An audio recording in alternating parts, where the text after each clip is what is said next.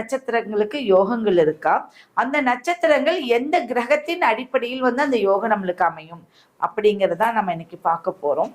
அப்படி பார்க்க போகும்போது பாத்தீங்கன்னா ஃபர்ஸ்ட் வந்து அஸ்வினி நட்சத்திரம். இந்த அஸ்வினி நட்சத்திரம் அப்படிங்கிறதே வந்து மேச ராசியில நம்மளுக்கு இருக்கு. அஸ்வினி அப்படின்னா அஸ்வினி குமாரர்கள் மேச ராசியில. இப்ப நீங்க எல்லாருமே வந்து ஒவ்வொருத்தர் அஸ்வினி நட்சத்திரக்காரர்கள்லாம் வந்து நோட் பண்ணிக்கோங்க, உங்களுடைய யோகங்கள் எதுல இருக்கு, நம்மளுக்கு நம்ம ஜாதகத்துல இந்த மாதிரி இருக்கா, இல்ல அது அந்த தக்க வச்சுக்கிறதுக்கு, இந்த யோகங்களை தக்க வச்சுக்கிறதுக்கு நம்மளுக்கு என்னென்ன பரிகார முறை இருக்கு, நம்மளுக்கு என்ன தெய்வ வழிபாடு இருக்கு அப்படிங்கிறதெல்லாம் வந்து இன்னைக்கு நான் உங்களுக்கு சொல்ல போறோம். ஓகேவா? ஃபர்ஸ்ட் முதலாவதாக அஸ்வினி நட்சத்திரம். 27 நட்சத்திரங்கள் உண்டு, அதுல வந்து அஸ்வினி நட்சத்திரம் அப்படின்னு எடுத்துக்கோங்க. அப்போ இந்த அஸ்வினி நட்சத்திரத்துக்கே வந்து அஸ்வினி யோகம், அஸ்வினி நட்சத்திரத்துல பிறந்தா அஸ்வினி யோகம், முதல் நட்சத்திரம் அஸ்வினி யோகம். ஏன் அப்படின்னா இந்த அஸ்வினி குமாரர்கள் அப்படின்னு சொல்லி ரொம்ப பலம் பொருந்தியவர்கள். 27 நட்சத்திரத்துக்கு சந்திரன் தான் கணவன். புரியுதுங்களா? எல்லா ஜாதகக்காரர்களா தெரிஞ்சுக்கோங்க. நம்ம ஜாதக கட்டத்துல சந்திரனை என்ன கொண்டு வந்து வச்சிருக்கோம் அப்படின்னா பெண் தெய்வமா, பெண் ஒரு அம்மா ஸ்தானம், தாய் ஸ்தானம்னு வச்சிருக்கோம். ஆனா 27 நட்சத்திரங்களுக்குமே சந்திரன் தான் கணவன். அங்க என்ன ஆகுறாரு? ஆண் தெய்வமா மாறிடுறாரு. இது எல்லாரும் நோட் பண்ணிக்கோங்க. அப்போ இந்த அஸ்வினி நட்சத்திரத்துல பிறந்தால் என்ன நம்மளுக்கு யோகங்கள் கிடைக்கும் அப்படின்னா அஸ்வினி யோகங்கள் கிடைக்கும், ஆளுமை திறன் கிடைக்கும். எப்படின்னா 27 நட்சத்திரங்களையும் வச்சு கட்டி காப்பாற்றக்கூடிய ஒரு அமைப்பு அந்த நட்சத்திரத்துக்கு இருக்கும்போது அந்த கிரகம் ரொம்ப வலிமையான ஒரு விஷயம்.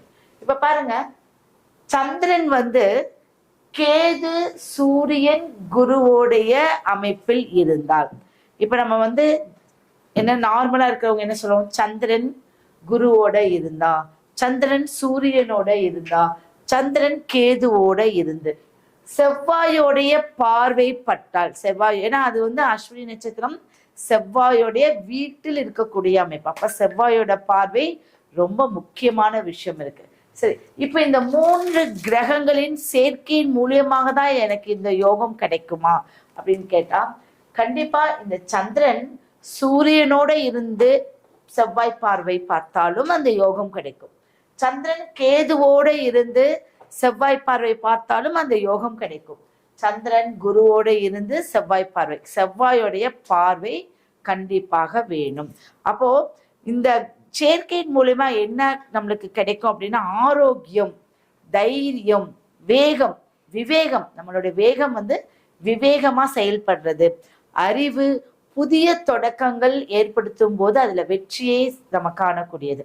இது எல்லாமே இந்த அஸ்வினி நட்சத்திரத்துல பிறந்தவங்களுக்கு அவங்களுடைய ஜாதக கட்டத்துல இந்த அமைப்புல ஏதாவது ஒரு விஷயம் இருந்து செவ்வாயுடைய பார்வை இருந்தால் கண்டிப்பாக அந்த யோகத்தை உங்களுக்கு கொடுக்கும். சரி, இப்ப எனக்கு கிரக சேர்க்கை இல்லை, என்ன பண்றது அப்படின்னு பாத்தீங்கன்னா இந்த சந்திரனுடைய நட்சத்திரம் இருக்குல்ல, சந்திரன் இந்த குருவோடைய நட்சத்திரம், இப்ப விசாகம், புனர்பூசம், பூரட்டாதி இந்த நட்சத்திரத்துல கார்த்திகை, உத்திரம், உத்திராடம், கேது பகவானுடைய அஸ்வினி மகம் மூலம் இந்த மாதிரியான நட்சத்திரங்கள்லயாவது இந்த சந்திரன் செயல்பட்டு செவ்வாயுடைய பார்வை அவர்களுக்கு இருந்தாலும் கூட இந்த யோகத்தை அவர்கள் அனுபவிக்க முடியும். ஆனா முதல் கட்டம் கிரகங்கள் சேரும் போதுதான் யோகம் ரொம்ப பலமாகும்.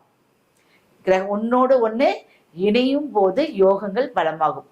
இந்த சந்திரன் வந்து இப்போ வந்து ரோகிணி, அஸ்தம், திருவோணம் இருக்கு இல்லைங்களா, இந்த நட்சத்திரங்கள் இந்த கிரகத்தோடைய அதிகப்படியான ஒரு அமைப்பில் இருந்தாலும், குரு வந்து அவருடைய நட்சத்திரத்திலேயோ இல்ல சூரியன் அவருடைய நட்சத்திர கிரக கூட்டு சேர்க்கையை சேர்ந்தது போக இந்த நட்சத்திரத்திலையும் ஏதாவது கிரகங்கள் இருந்தால் இன்னும் அவர்களுக்கு ரொம்ப பலம் கிடைக்கும். அவர்கள் எந்த ஒரு விஷயத்தை தொடங்கி கொடுத்தாலும், யாருக்காவது வந்து நீங்க ஒரு தொழில் தொடங்கி கொடுக்குறீங்கனாலும் அதுல வெற்றி காண முடியும். இதுல பாத்தீங்கன்னா உச்சம், நீசம் இதெல்லாம் நீங்க வந்து எதையுமே பார்க்கவே வேணாம். இந்த யோகங்கள் போகும்போது என்ன அப்படின்னா உச்சம், அதே வந்து உச்சம் ஆகும்போது இன்னும் பலமா இருக்கும். அவ்வளவுதான் விஷயங்கள். நீசமாயி ஒரு விஷயத்துல சேரும் போது சேரக்கூடிய கிரகம் அவங்களுக்கு பலமாகி செவ்வாயோடைய பார்வை படும்போது இன்னும் பலமாக இருக்கக்கூடிய ஒரு அமைப்பு இருக்கு. இப்போ இந்த சேர்க்கையின் மூலமா இவங்களுக்கு என்னன்னா தேவர்களுடைய ஆசீர்வாதம் கிடைக்கும். தேவர்களுடைய ஆசீர்வாதம் கிடைக்கும். இதற்கு இந்த யோகத்தை நம்ம தக்க வச்சுக்கணும் அப்படின்னா சில பரிகாரங்கள் இருக்கு. பரிகாரங்கள்னு பார்த்தீங்கன்னா, காலையில எந்திரிச்சோன்னு சூரிய நமஸ்காரம்.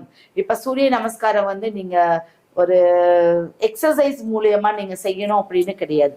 சூரியனை பார்த்து நம்ம தலைக்கு மேல கையை வைத்து சூரியனை பார்த்து நம்ம வந்து நமஸ்காரம் பண்ணிட்டு நம்மளுடைய நெஞ்சுக்கு நேரம் இப்படி வச்சு நீங்க சூரிய நமஸ்காரம் கொண்டு வந்து அந்த சூரியனுக்கு நீங்க ஒரு மரியாதை செலுத்தும் போது கண்டிப்பாக, ஏன்னா வந்து சூரியனுக்கு வலுவான ஒரு இடம், அப்போ உங்களுடைய அந்த யோகங்கள் ரொம்ப பலமா இருக்கும். அடுத்தது பார்த்தீங்கன்னா, மருத்துவ சேவை செய்யணும். யாருக்காவது உடம்பு சரியில்லை, இது வந்து பழைய நூல்கள்ல இருந்து நாங்க வந்து சில பரிகாரங்களா எடுத்துட்டு இருக்கோம். அப்போ அந்த மருத்துவ சேவைனா சாதாரண விஷயம் கிடையாது. ரொம்ப ஒரு உடம்பு சரியில்லை அவங்களுக்கு ட்ரீட்மெண்ட்டுக்கு உதவி செய்யறது, இல்லை நீங்க ஒரு ஹாஸ்பிட்டல், நீங்க கவர்மெண்ட் ஹாஸ்பிட்டல்ல போய் அங்க முடியாதவர்களுக்கு உங்களால முடிந்த ஏதாவது உதவிகள் செய்வதன் மூலியமாக இந்த யோகம் உங்க கிட்டேயே இருக்கும். இந்த யோகத்தின் மூலியமா இந்த விஷயங்கள்லாம் நீங்க அனுபவிப்பீங்க. அதே மாதிரி அஸ்வினி குமார சோஸ்திரம் சொல்லுவாங்க. அஸ்வினி குமாரன் சோஸ்திரம், அவர்களுடைய மந்திரங்கள், எந்திரங்களை நீங்க யூஸ் பண்ணணும்னு அவசியமே இல்லை, மந்திரங்கள் சொல்லுங்க. அப்படி சொல்லல அப்படின்னா உங்களுடைய குலதெய்வத்துடைய பெயரையோ இல்ல செவ்வாய் பகவானுடைய பெயரையோ இல்ல கிரகங்கள் 9 நவ கிரகங்கள் பெயரை இந்த மாதிரி சொல்லிட்டு வந்தாவே என்ன ஆகும் அப்படின்னா அதுவே ஒரு மந்திரமா செயல்படும். அப்போ உங்களுடைய அஸ்வினி நட்சத்திரக்காரர்களுக்கு செவ்வாய் ரொம்ப பலமான ஒரு கிரகம். அந்த கிரகத்துடைய பார்வை இந்த கூட்டு சேர்க்கைக்கு இருந்தால் அஸ்வினி யோகம் அப்படிங்கக்கூடிய யோகத்தை பெறக்கூடிய அமைப்பு உங்களுக்கு உண்டு. இதனால நீங்க தொழில் தொடங்குறது, வெற்றி, விவேகம், நம்மளுக்கு வீரியம், நம்மளுடைய எந்த விஷயத்திலையும் வந்து ஸ்பீடா செய்யறது, ஆனா அது ரொம்ப அழகா முடியிற மாதிரி ஒரு அமைப்பை இது கொடுக்கும். ஏன்னா குதிரை எப்படி இருக்கும், குதிரையுடைய ஓட்டம் வந்து ரொம்ப ஸ்பீடு, ஆனா கண்ட்ரோல் இருக்கும். கண்ட்ரோல் அது வந்து கடிவாளம் அப்படியே ஒரே நேர்கோடு, கண்ட்ரோல் நம்ம கையில இருக்கும் போது அந்த கண்ட்ரோல் தான் இவருடைய பார்வை. அப்ப நீங்க போகிற விஷயம், செயல்படுற விஷயம்லாம் அற்புதமா வெற்றி அடையக்கூடிய ஒரு அமைப்பை இந்த யோகத்தின் மூலியமாக இருக்கு. இப்ப இதுல ஏதாவது உங்களுக்கு ஒரு டவுட் இருக்கா? இப்ப இதுல வந்து அஸ்வினிக்கு இங்க மேஷம் இருக்கு, அப்ப மேச ராசிக்காரர்கள் உள்ள அந்த அஸ்வினி நட்சத்திரம் இருக்கு, அந்த செவ்வாய் பகவானோட ஆதிக்கம் இருக்கு. இத்தனை விஷயங்களும் ஒரு யோகத்தை கொடுக்கும் போது முதலாம் இடம் அப்படின்னு சொல்லுவாங்க. ஃபர்ஸ்ட் வர்றது ரொம்ப எல்லாருமே பிரியப்படுறது வந்து முதலிடம். அந்த முதலிடத்தை நீங்க வெற்றி கொள்ள முடியும் அப்படின்னா இந்த யோகம் உங்க ஜாதகத்துல இருக்கான்னு பாருங்க. மற்றவர்கள் ஜாதகத்துல இருந்தாலும் இந்த விஷயத்தை நீங்க சொல்லி கொடுக்கலாம். யாராவது இது புரிஞ்சுதா உங்களுக்கு?